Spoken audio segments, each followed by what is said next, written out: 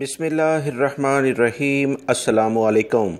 14 مئی 2021 کے لحاظ سے سعودی وزارت صحت کی جانب سے وبائی مرض کرونا کی رپورٹ جاری کر دی گئی ہے، جس میں بتایا گیا ہے کہ 927 افراد پچھلے 24 گھنٹوں میں وبائی مرض کرونا میں مبتلا ہوئے ہیں، جبکہ 12 افراد انتقال بھی کر گئے ہیں۔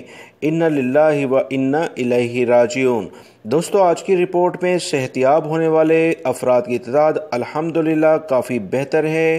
1608 افراد صحت یاب ہو کے اپنے گھروں کو بھی روانہ ہو چکے ہیں۔ بہت سارے افراد کو سعودی وزارت صحت اپنے گھروں پر ہی قرنطینہ کرنے کے لیے کہتا ہے۔ یہ ایک بہت اچھا آپشن ہے، کیونکہ احتیاطی تدابیر بہت آسانی سے لوگ مینٹین کر لیتے ہیں۔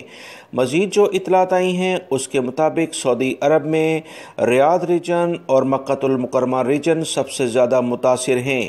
آج ان دونوں ریجن میں کوئی خاص فرق نہیں۔ مکہ المکرمہ ریجن والے بہت احتیاط کریں۔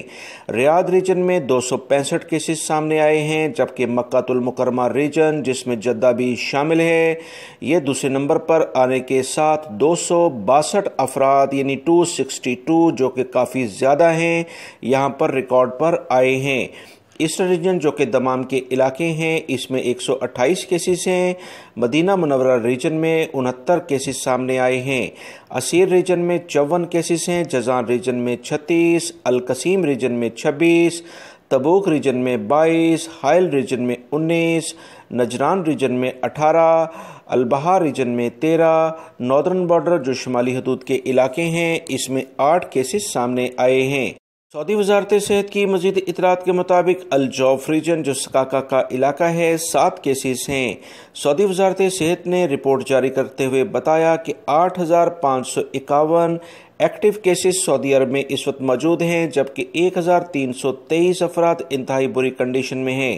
دوستو، بہت احتیاط کریں، احتیاط علاج سے بہت بہتر ہے۔ ویڈیو لائک کر کے شیئر بھی کیجیے گا۔ السلام علیکم۔